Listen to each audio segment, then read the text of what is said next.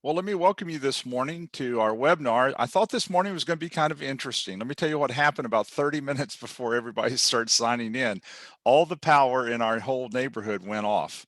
And so here I've got everything set up. And of course, I'm somebody who does stuff early. So I've got my PowerPoints ready. And so I'm ready for you guys to do this thing. And so it's about 9:20, and all of a sudden all the power goes off. And so I wait for a few minutes, but it doesn't come back on. So I'm thinking, okay, so how are we going to pull this off with no power?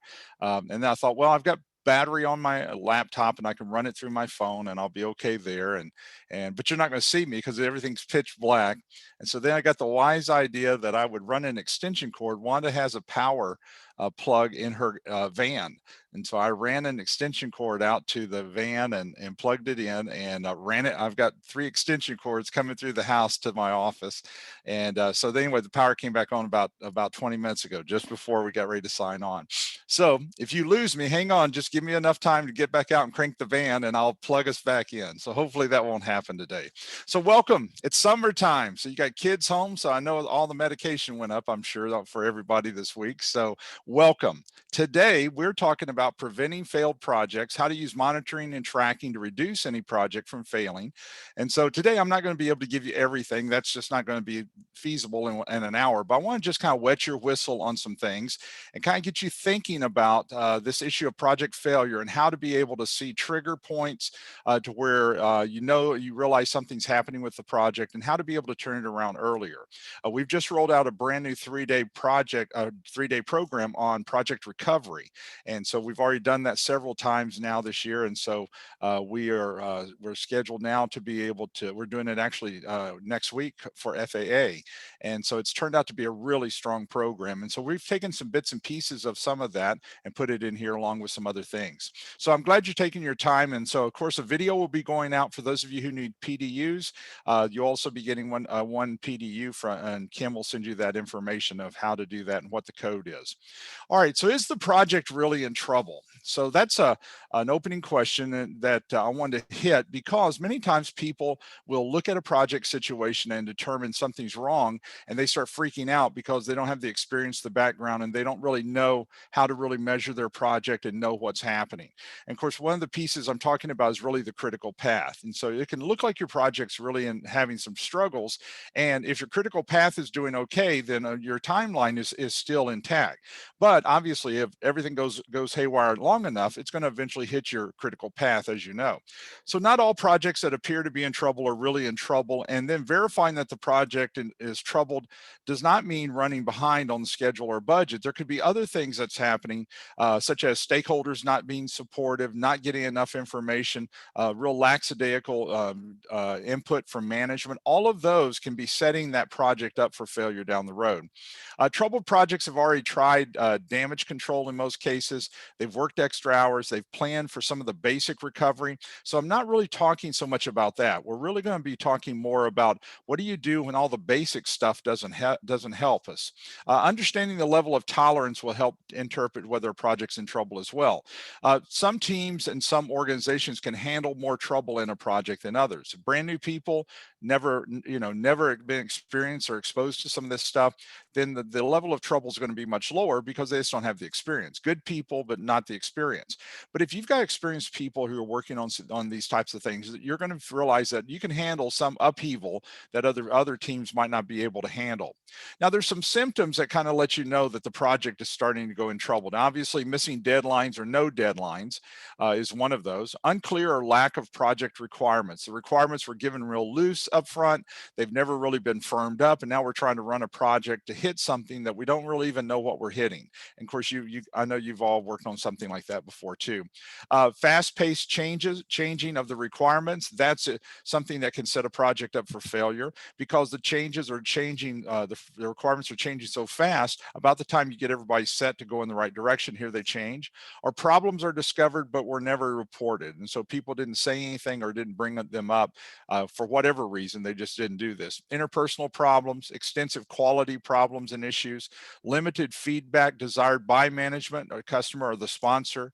Project completion continues to be reported at the same percentage for several meetings. Now that's assuming you're doing a traditional project. So what I'm saying is your CPI, your SPI, all those percentages don't seem to be moving. You've got some problems someplace, and maybe somebody's even hiding some of the information. Now I'm sure that probably wouldn't happen at your organization, but it does happen, doesn't it? And so consistently more time and money than expected. And so if you start at the beginning of the project, it's not uncommon for you to have over expenditures and take longer in the beginning, especially when you're trying to flesh that project out. But over time, you ought to be able to get control of some of those things. But if you're constantly over budget, constantly taking longer than you expected, that project's going to have some real troubles as you go down. Now let's talk a little bit about the process that we're looking at, knowing whether a project should be recovered. Now, the reason for bringing this up is because with all the changing goals and with all the changing objectives in an organization, a project that's a high priority today, you've already discovered that in 3 months, it might not even be on the radar of management because things are just all over the place. So there's several pieces of knowing whether or not the project should be recovered when it goes wrong. The first is, what's the goals of the project? Have the goals changed? If the goals have changed, then you have to reevaluate whether that project is one of the top priorities. Performance. How are we performing? How are the people performing? What are the objectives of the project? But the biggest one that I want us to look at here is this issue of value. Does the project bring value to the organization? And so that's going to make a huge difference to be able for them to say, okay, this thing still brings value, then we need to go in this direction. But if it stops bringing value, the project we're working on ends up as due to all the changes, it's not going to bring us the value, then this project might be one of those projects that you end up dumping because things have changed so quickly. So what if a project should not be recovered? So let's say, for an example, you look at this and you realize changes have happened so drastic, the organization is changing so fast, the environment is changing so fast. This project, it's behind, but this is not a top priority project. So if management determines a project's not appropriate for recovery, it's because of the following things. Number one, it doesn't bring enough return on investment for the organization to spend additional time, money, and effort or attempt a turnaround. Now, return on investment might not be your thing with some of the projects, because what you see is that so many times as you look at the return on investment, we're looking at, if I invest $1 million, I'm going to get 10 million back from that project. Many of you work in nonprofits or with government situations where it's not really measured that way. It's measured more based on what kind of benefits we're getting back. So it does not to meet the current organizational priority for resource allocation. You're working with that streamlined group, and of course, many people are having problems even getting the employees to come back to work.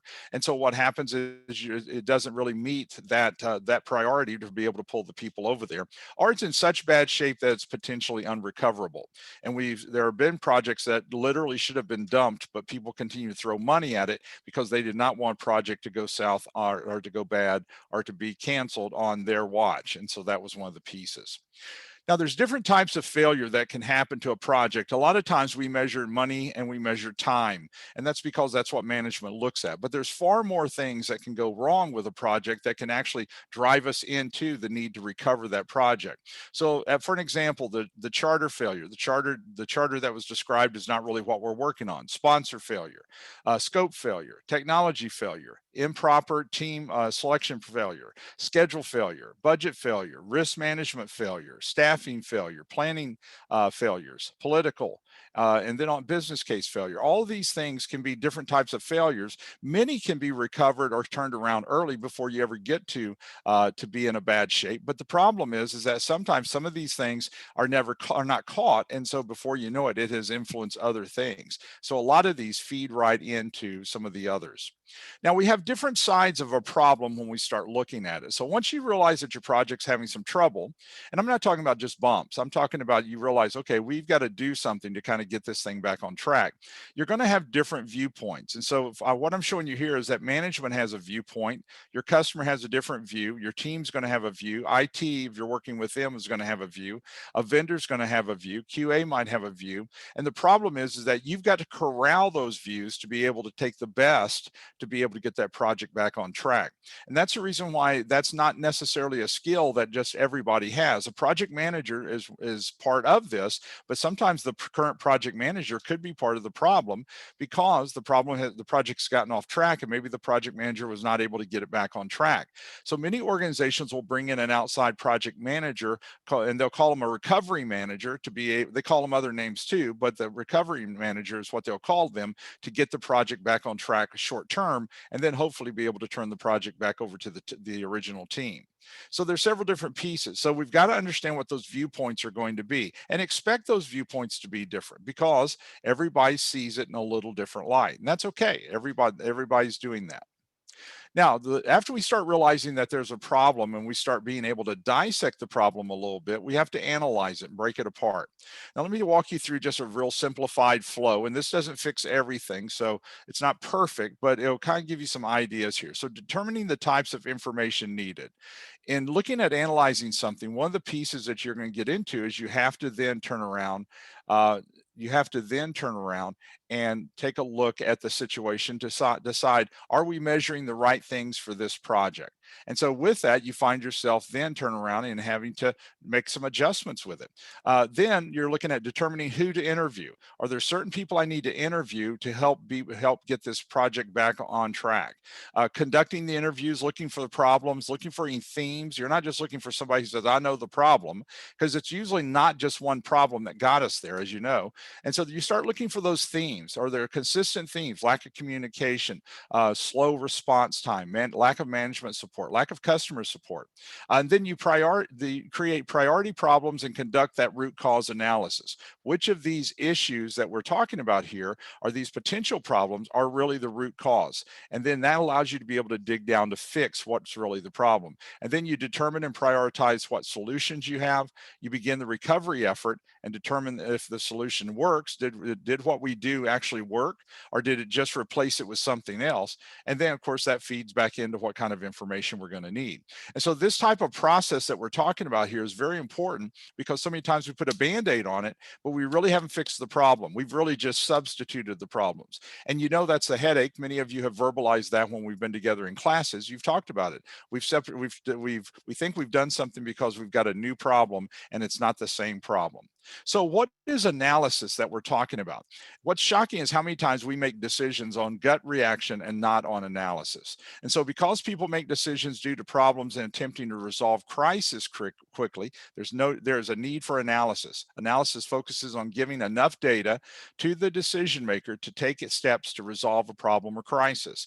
Analysis does not make the decision for anyone, nor is it 100% guarantee the right data was gathered or interpreted correctly. We can all look at the same data and come up with different conclusions or solutions for that. And so it's very important for us to look at this and understand there's no guarantees. There's no silver bullet here. This just gives us a better batting average of how we're going to attack that recovery and try to get the project back on track. So what you do is you're looking at analysis first before you make your decision. So you're looking at analysis, which is going to take you to that ability to forecast what you think the problem is. And then from forecasting, based on that analysis, you can now then turn around and really come up with a good solid decision that's going to help you be able to work with the people and everything. So analysis functions in that way, to where you're pulling the right information. Now, the other side of analysis in projects that you're looking at a lot of different ancillary things, such as risk, requirements, budget, processes, personnel, resources. A lot of different things could be causing problems. If we start having problems with resources, like for an example, if you're doing building projects right now, you probably are struggling a little bit with the supply and demand of getting building supplies and the cost of those building supplies. We've already heard about many of the people across the nation who are struggling to get people to come back to work. And so many are drawing unemployment, not coming back to work. So personnel, trying to get the right people.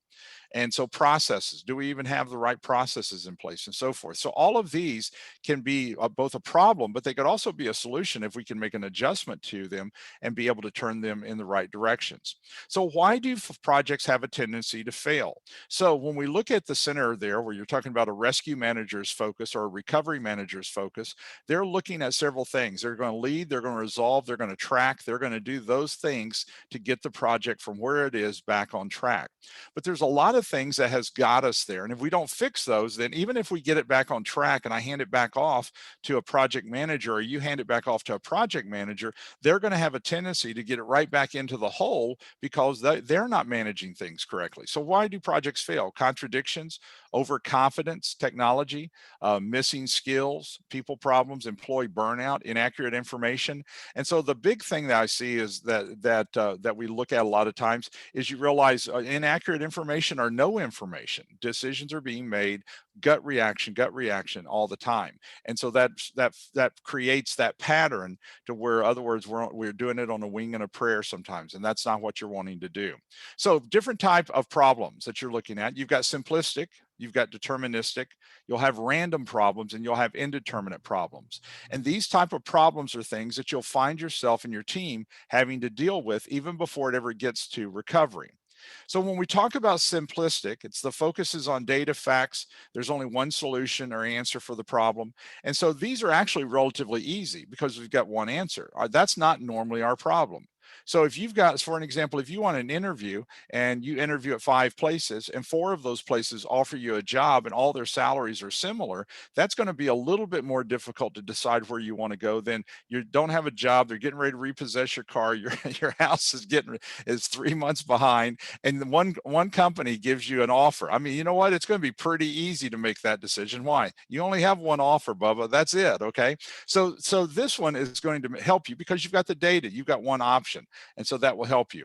Deterministic, the focus is on data and there's only one solution, but everyone needs the right data in order to solve this problem. So if we get the wrong data, then we're solving the wrong problem, or we're solving the wrong issue. And so we haven't really fixed anything. This is something we do a lot of times, I think, in the project. And so you might think differently, but a lot of times I think we do this because we're collecting the data, we're looking at the data that we always collect. And so we come up with this solution. Well, of course you're going to come up with that solution. The data has guided us in that direction because we don't collect anything different. And so of course we're going to come up with that solution. And what might need to be the challenge is we might need to be looking at different data that's there that we just don't collect or management doesn't look at.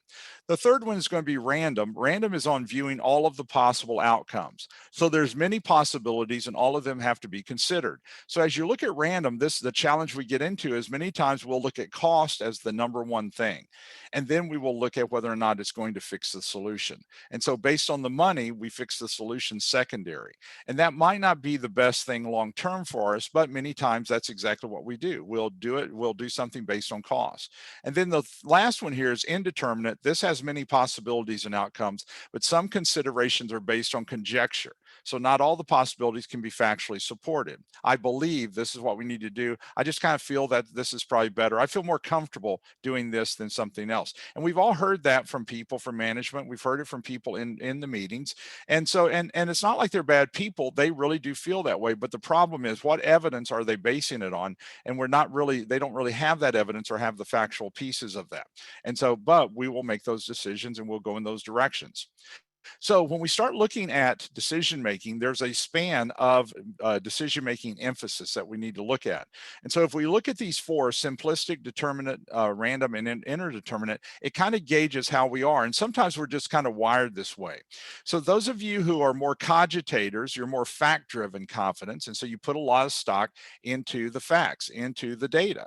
You're kind of like Sergeant Friday, if that makes sense. And, give me the facts, just the facts. And then there are people who are kind of a little more free-spirited, judgment, probability, and error. In other words, they're willing to have some errors to try some things. And the problem with both of these is that either one of these to the extreme can actually hurt the project or hurt the organization. We need the facts, but of course you're having to make judgment calls based on the experience of your people and everything. So fact-driven and clear is over on this side, and on this side you've got judgment-driven and unclear sometimes.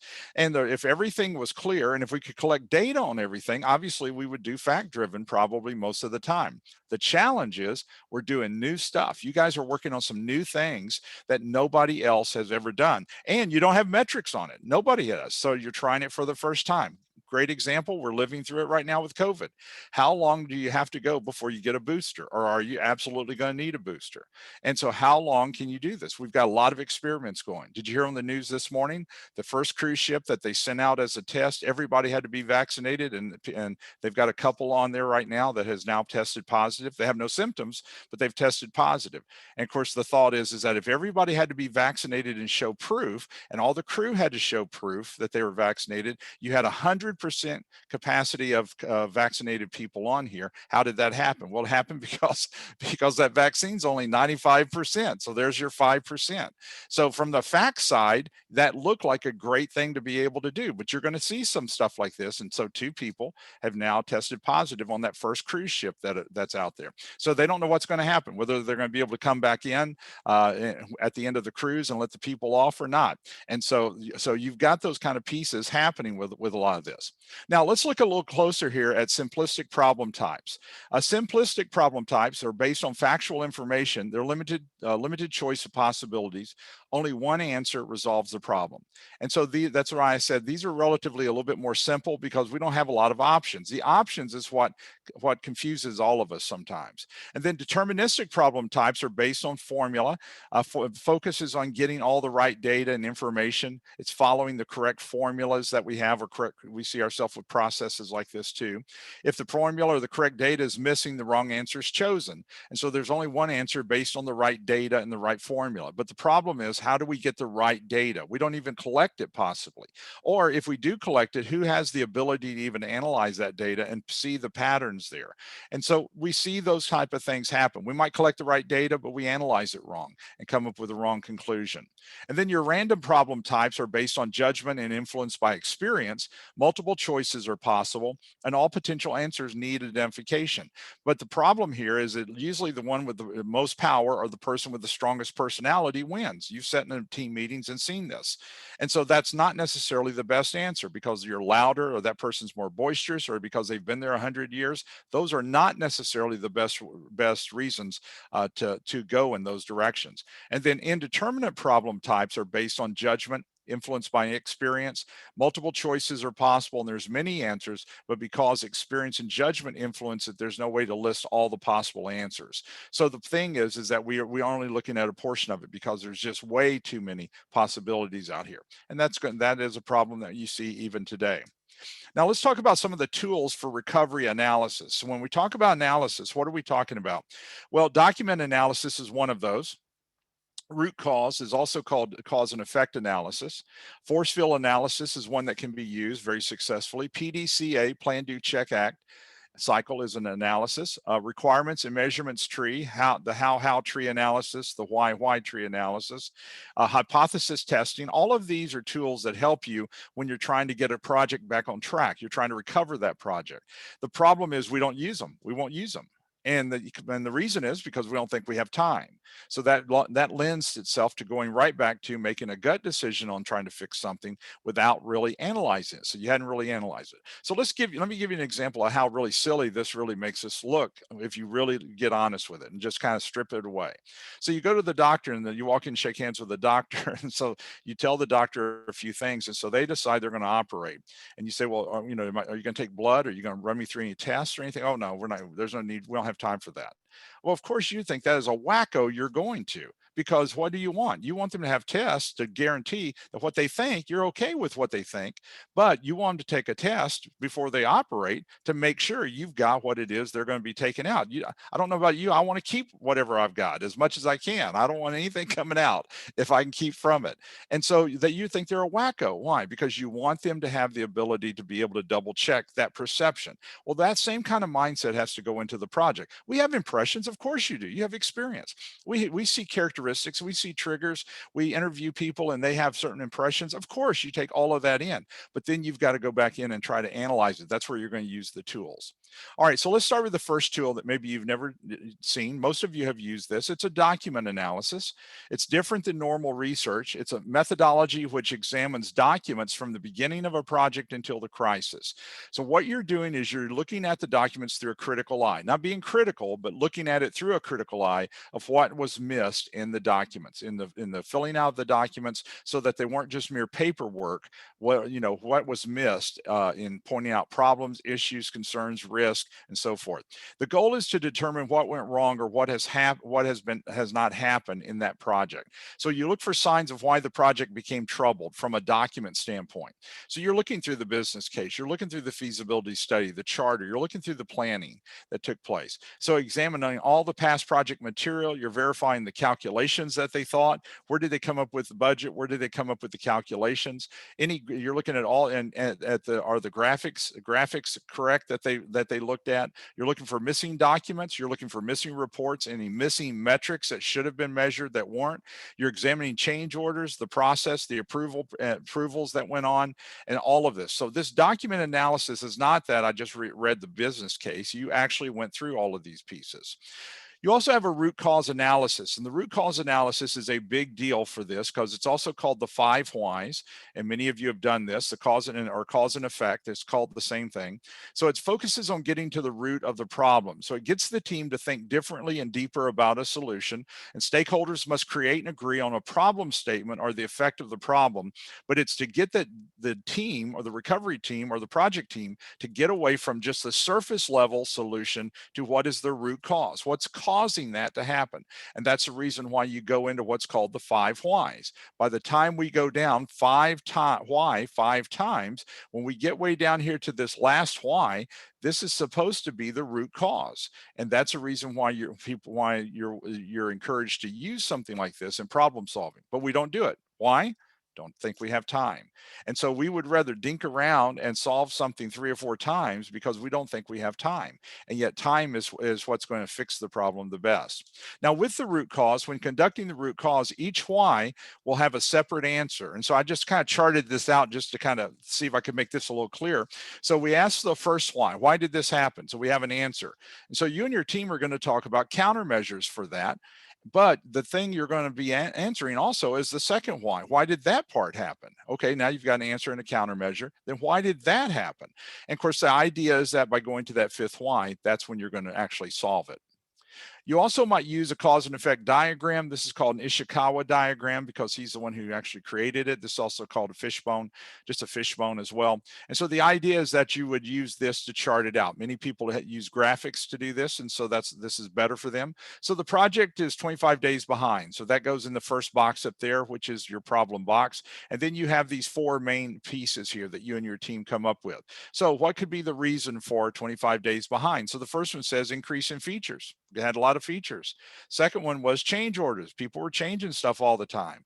Third one down here in the left is going to be limited workers. Personnel were working on 15 projects each, and so nobody was able to do it. And then up here at the top, took forever to get answers. We'd ask something and we'd have to send 3 emails. Now, we've all heard these things before, but then it allows you to be able to take each one of these and create a strategy to try to deal with each of these and look and see what influence this really had on the project. And then, of course, under change orders, you could have bad interviews. You could have made wrong assumptions. And so based on those change orders, and it can go on and on and on as you try to do this, but it allows you to be able to come up with some strategies. So let's take the change order for just a moment and look at the 5 whys with it. So if we did the 5 whys based on change orders, so we've broken it apart, we're doing the root cause on change orders. So the first one could be the customer wants something different. Well, why do they want that? Well, the requirements don't match the expectations. So why does that happen? Well, the bad requirements gathering. We didn't do a very good job up there. Well, how does that happen? Why did that happen? Well, we received requirements from management, so we didn't actually gather requirements. Well, why did that happen? Well, we made an assumption that the requirements were correct or complete. And so anyway, my point in showing you this is that it allows you to be able to kind of drill down to kind of see what the problem is. Now, what's your countermeasure? You return to the customer, you verify the requirements, you meet with management, you update them on the gaps as compared to the original scope, and you create new estimates, new budgets, and a new baseline is really what you're going to do because of that. Because once you get to the root cause, now your countermeasure is going to make more sense. Let me give you another one real quick here and show you. The other thing that to look at is a force fill analysis. We all know, and we talk about it all the time, our projects create change in the organization or within at least the group that the project's being done for. Okay, so once it's complete, it's going to create changes. Those of you who are doing process improvement changes the process, so you're going to do it differently. Those of you who are doing technology, you're going to automate stuff that some people are physically doing right now. So all of that we know is going to change, and people don't handle change real well. Force fill analysis helps with that change. It focuses on creating and driving change either by increasing the drivers or decreasing the resistors. So the graphic I'm showing you here, you see the driver of the change could be a lot of certain things, and you've got a resistor. So the more we can increase the driver or decrease the resistor, we can actually move that change along. If the change is blocked too strong, it's going to slow your project down because people are not going to be receptive to it. They're not going to come for training and transfer of knowledge and so forth. So this force fill analysis is going to help in trying to come up with ideas and strategies to be able to get the change implemented faster. It should be used when examining any type of solution or implementing any type of process. And we all have done this kind of unofficially. Anytime we got ready to do something, haven't we talked about, okay, so who would be against this, or who might fight this, or who might not be supportive of this? It allows identification of the positive and negative forces associated with implementing any type of change as well. Because as you know, there's always a positive and there's always a negative with anything that we're trying to do in these areas. So force fill analysis. So let's say we were talking about receiving a college education. Your child, if you got kids, you've already done some of this. And so how can you increase the positive and minimize the negatives for these drivers? So if we're looking at it from a force fill analysis, the positive of somebody receiving a college education, they're going to learn new things. They've got a career path. They're normally going to increase their earnings because they've got it. Their personal growth, all of those are potentials. Nothing guaranteed here. You can still get a college degree and be a loser. I mean, we've all seen that. You know, you're an educated idiot. We've all seen that as well. But then over here on this side, you've got the negatives, don't you? The costs, the spending the money, no promotion time, all of that could be the negatives of this. And so you're battling both of those sides as you're looking at this. Okay, let's go to the next one. This is a PDCA. Many of you have used this. This is a Plan, Do, Check Act. This is the one that Edward Deming became so famous using. It was actually created by Schuhart, and then Deming made it famous by traveling all over the world and using it. So PDCA stands for Plan, focuses on planning the direction to solve a problem, such as a quality problem. So how are we going to do this? And bringing your team together. The Do is the execution piece, executing the plan to turn the problem around, to create the changes, to reduce the problem from hurting the product quality. And so then the third is going to be check. This is where we're creating the metrics to determine if the product's quality is better or worse. And it doesn't just have to be quality. We could use PDCA on the schedule. Is my schedule getting better or is it getting worse? And so without some kind of metric to check the problem out, we're going to miss it. And then the last is going to be act. These are adjustments that might be needed to change the processes, the metrics, or choose another solution.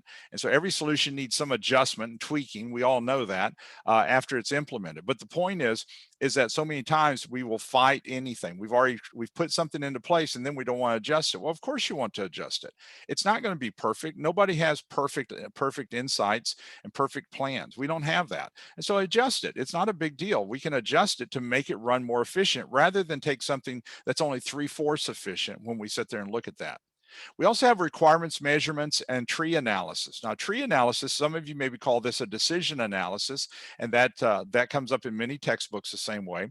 But there's really two types of tree analysis. One is called a how tree analysis. It focuses on creating logical steps to carry out an action. So you're looking at step 1, 2, 3, 4, and 5.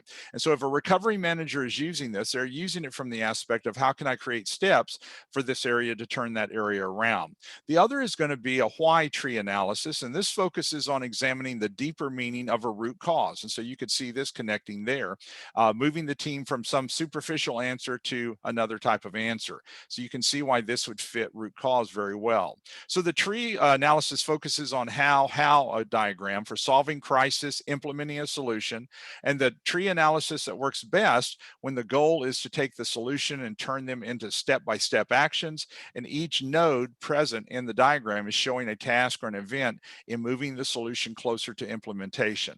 So the how seems to work better for the solution and for the implementation component.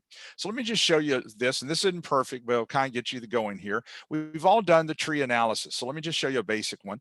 This is what we would call a tree analysis for just making the decision, not implementing anything yet, just making the decision. So you need transportation to work or you're going to get fired. So you've got to have transportation to work. And so you decide you're going to look at vehicles. So you decide, do I want to buy a brand new vehicle? Do I want to buy a used vehicle? We've all been in this case. All right, so you decide you're going to buy a brand new vehicle. Well, what's the ripple effect of that? It's going to cost more, but it potentially will have a longer lifetime. And so I can buy a used vehicle. It's going to cost less, but it could potentially have a shorter lifetime. And so then you would branch it on out based on cost and lifetime. How much lifetime do you really need for that vehicle? Because what you find out is, okay, it's going to last me 10 years. Well, do you really want to drive a 10-year-old car for 10 years? I mean, most people will want to swap that car out before then.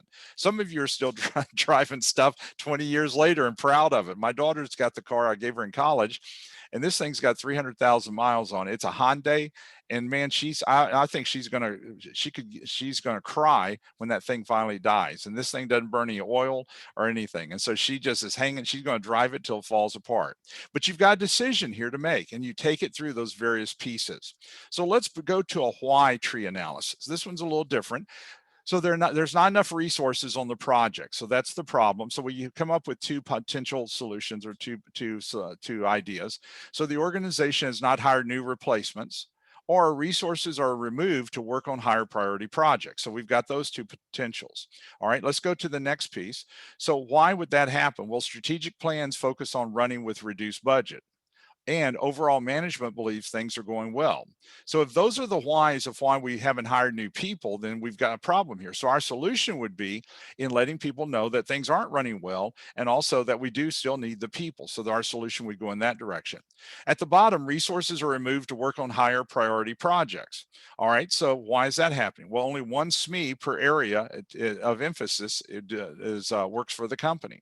And then secondly, managers control the resources and where they work. So management is upset that we're behind, but at the same time, management's putting the resources over on these higher priority projects, but they're still wanting timelines as if we're fully staffed. So that would be a why tree analysis. Now let's go a little further here.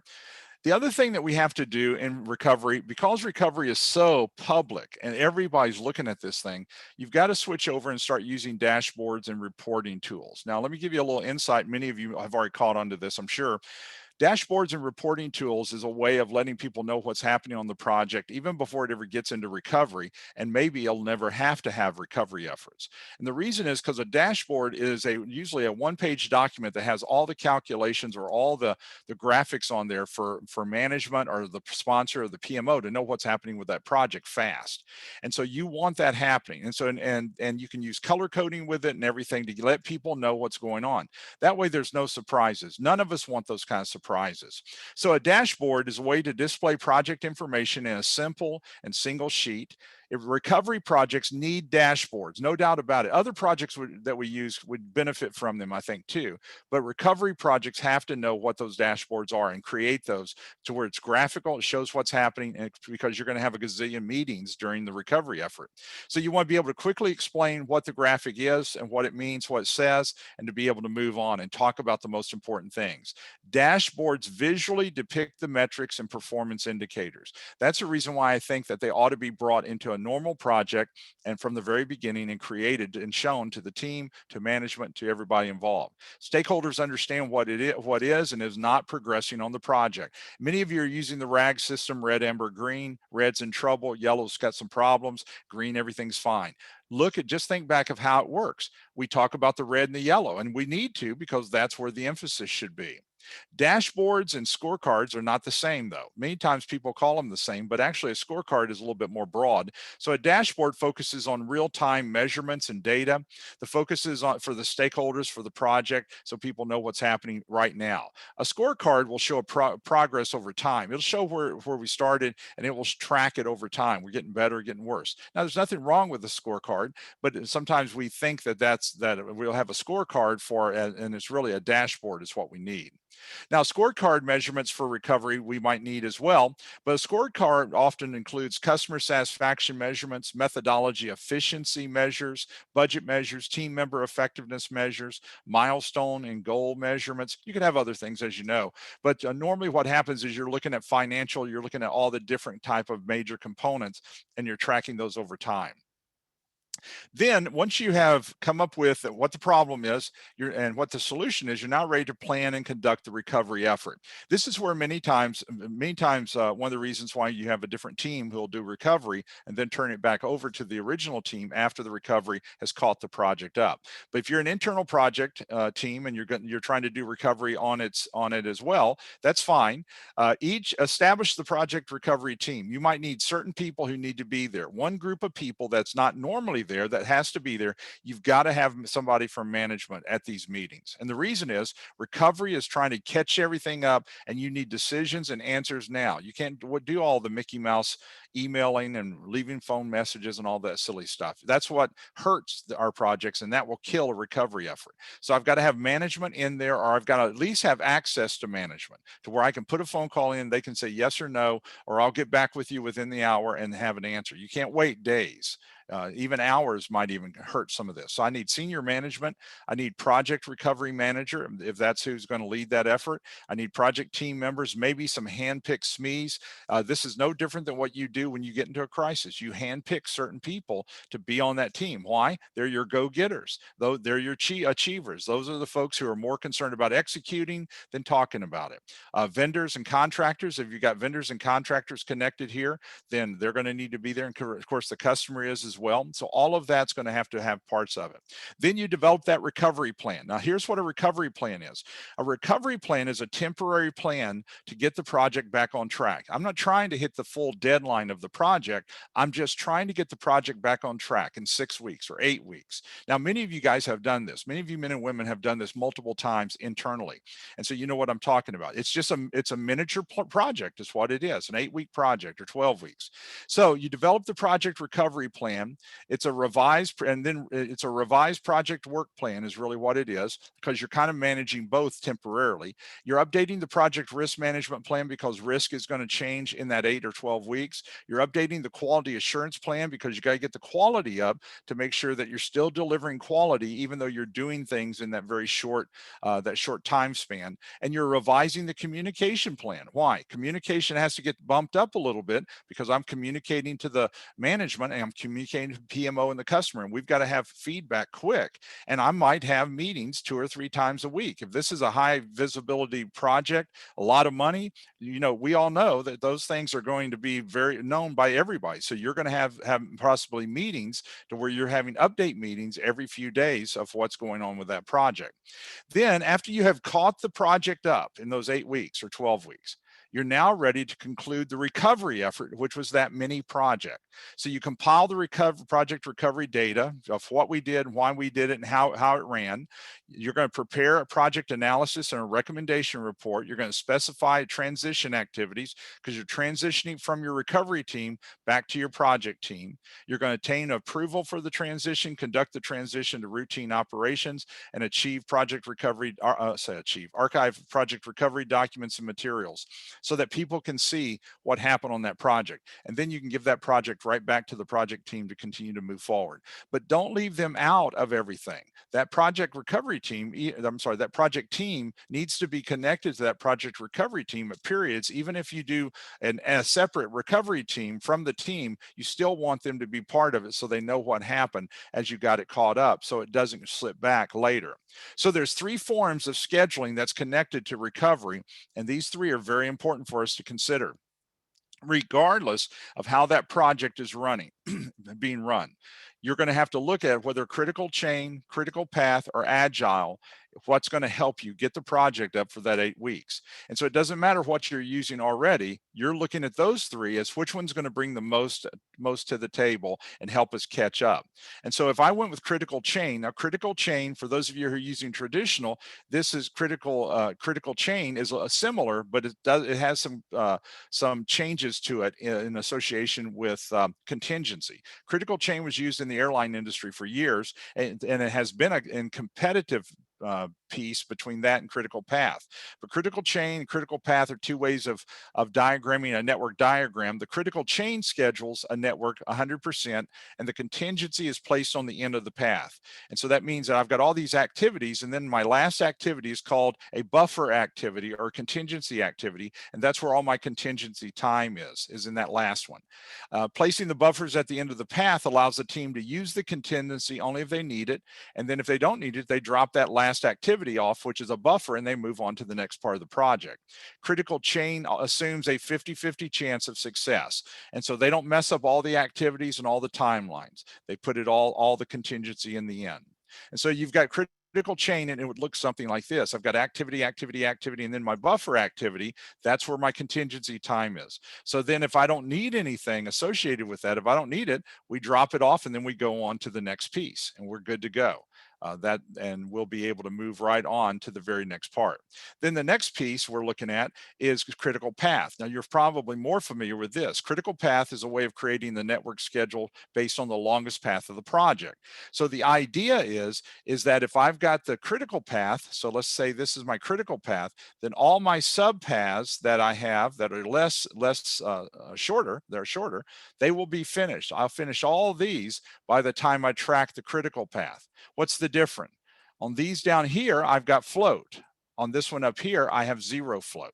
And so that's the reason why you're doing that, is to control that project. So I'm tracking the longest path. What's the problem in the workplace? People don't know what the longest path is. They don't know what critical path is.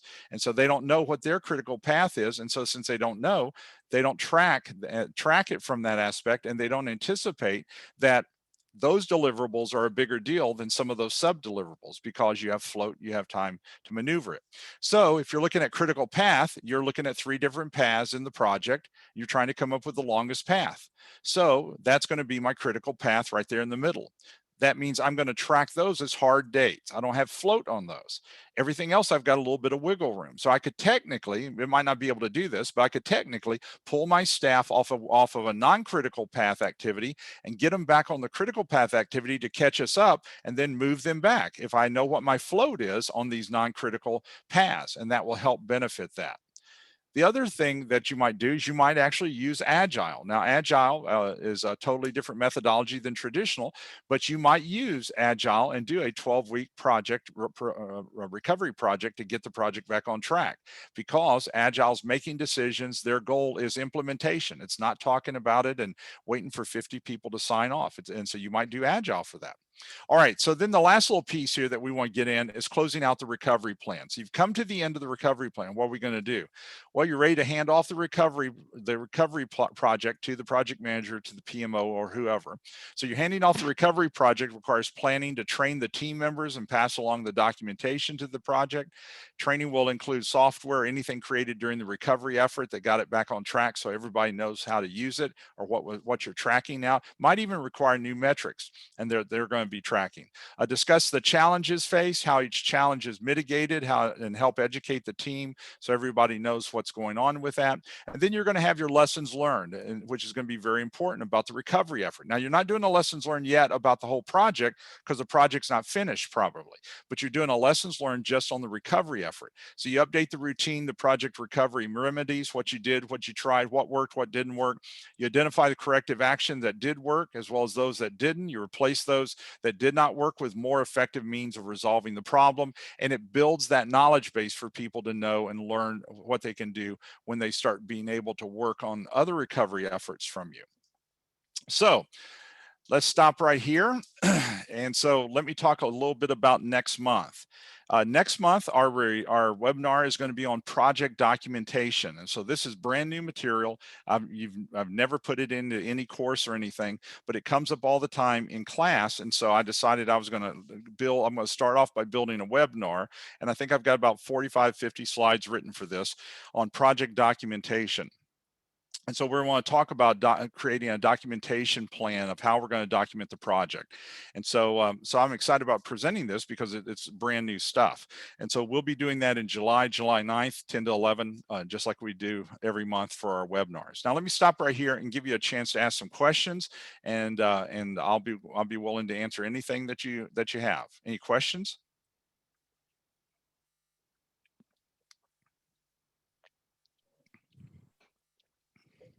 Hey, Keith, nice to see you again. It's been a long time since you and I first engaged.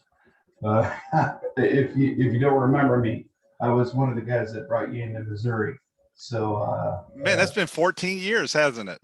It's been a long time, and now I have to work with guys like Parrish, Whistler, in the state of Kansas. Some people just have a cross to bear, brother. Hey, buddy. Thanks for sending me the link because I was having trouble connecting. But my question is, I really like this topic because it seems like that was most of my career as a project manager, was recovering from a horrible situation. Sure. Not always horrible. I mean, it was bad. And so we're doing that recovery, like you suggested.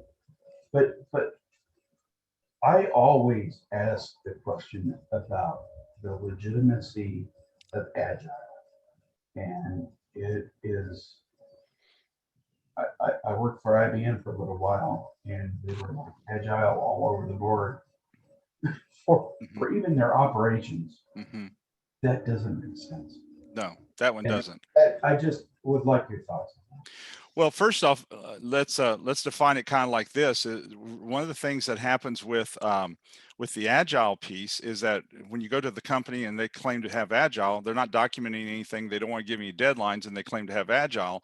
And you get to look at it and you think all you're trying to do is you're trying to not have to be accountable for anything. So that's not Agile at all. Agile is a phenomenal way. You need that in your hopper as a project manager for the future.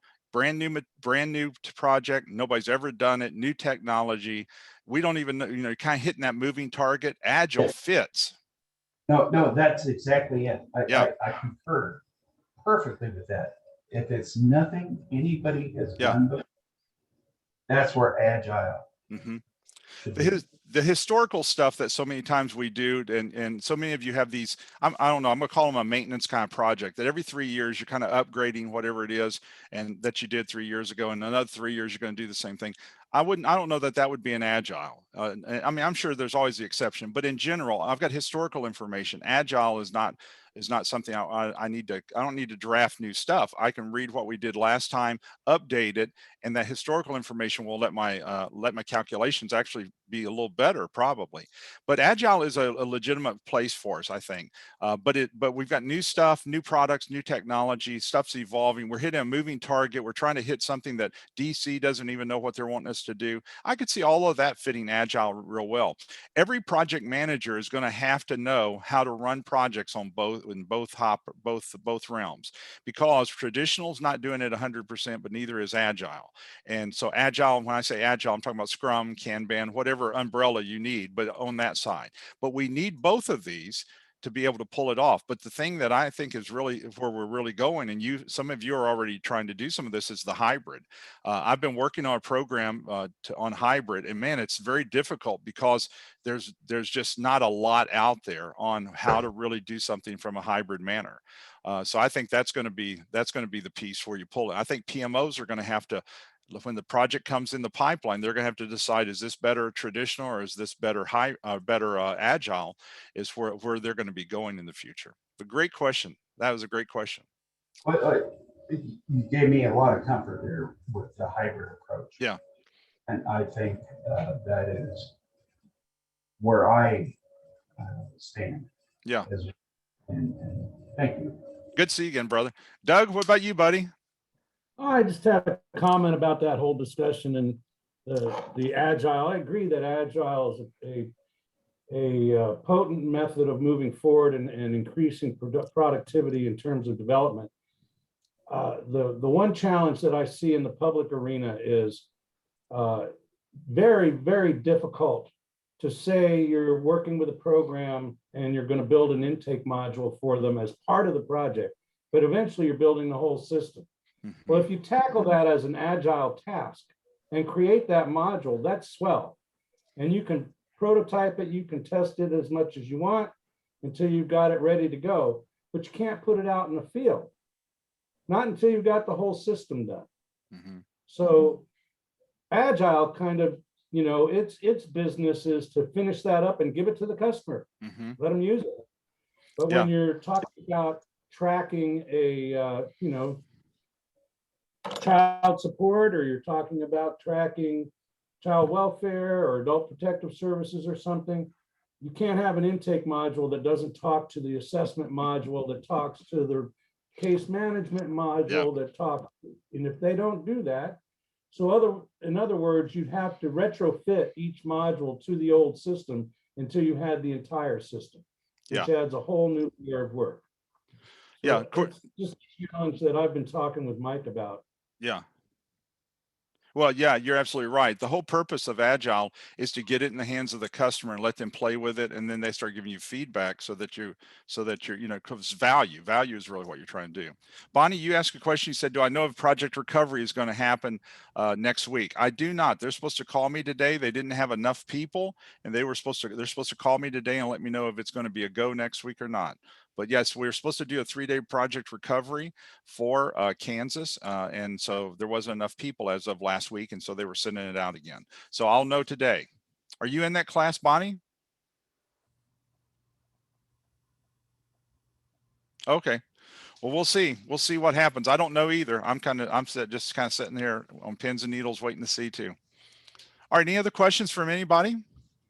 Hey, Keith, this is Rachel Katoon, and I'm in Kansas. And I just wanted to piggyback off of what Doug said. I totally agree with what Doug said. Another aspect here in Kansas, though, it's almost the flip side of what Doug described. We had implemented a full integrated eligibility system with all medical and non-medical programs about 4 years ago. And so we do have the core system in place. And what we are doing is some components that need more major overhaul, that we're using agile approach with that development. And a lot of that is because there are major changes to those components since we went live. But we also are doing that because we have trouble engaging the business. They'll come in and they'll say, "This is what we want. We'll work on it." And then it's like, "Well, I don't remember that. I don't remember we made that decision. What? Why do we do it? Well, we don't want to do that." So it's using the agile approach is also a way to keep the business engaged and knowledgeable about what they're asking for and what's being built, and then delivering them a product to look for. Excellent.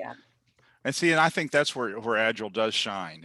When you can get that, if you can keep the customer engaged, that's where it shines. The negative, even on the traditional side, is the customer meets up at the front and at the end, and trying to keep that customer engaged through the middle, even on the traditional side, is just the pits sometimes. And they've done forgotten what they've told you, and you're working really hard to try to hit all these requirements, and somehow they have amnesia at the end of this thing. So I'm sure that doesn't happen for you guys, but some of these other places. Anybody else have a question? What Rachel describes, I just wanted to weigh in on that too, just real quickly. I agree with her. It's when you've got an existing system that you're enhancing or improving or modernizing and rebuilding modules as you're going along, potentially you can use an agile approach successfully as she is. It's my point was when you're replacing an antiquated system, and you're going to go in and attempt to build new modules for that you need to have a full system before you can implement. Right, because you're hitting off the point of the customer's got to have something that works for them to test, to try, to play with, to give feedback, and so right, they can't just look at it. They got to have something that's has some functionality. Correct. Anybody else have a question? Well, good. Thank you guys so much for being here, and I hope you have a wonderful weekend. And thank you so much for being part of the webinars. We've got some new things that we're talking about rolling out for in the future, and so we'll be talking to you and giving you some of the information with you being on here. You'll get a letter from Kim. Kim's in Africa right now, and so she's been in Africa 17 days. 17 Oh my days. goodness. Her and the family did a mission trip, and so they've been there 17 days in Africa. So they are in Nairobi right now, getting their COVID test before they get on the plane tomorrow to fly back. So we've been watching them on Facebook. They've had a Facebook account where they've been, and they've been at a school in Africa working for 17 days. So anyway, so she'll be back next week, but you'll get a letter on Monday. And they'll have your codes in it for those of you who need the PDUs and stuff. Parrish, how you doing, buddy? We attacked you a little bit. Let me give you want equal time? No, that was just me. I just. I'm doing well, Keith. That's all right. I told everybody I love them. So. Good. All right. Well, you guys take care. And so I hope you have a wonderful week. And so I'll see you next month. Bye, everybody. All right, bye. Here, guys. Thanks, Keith. Thank you, guys.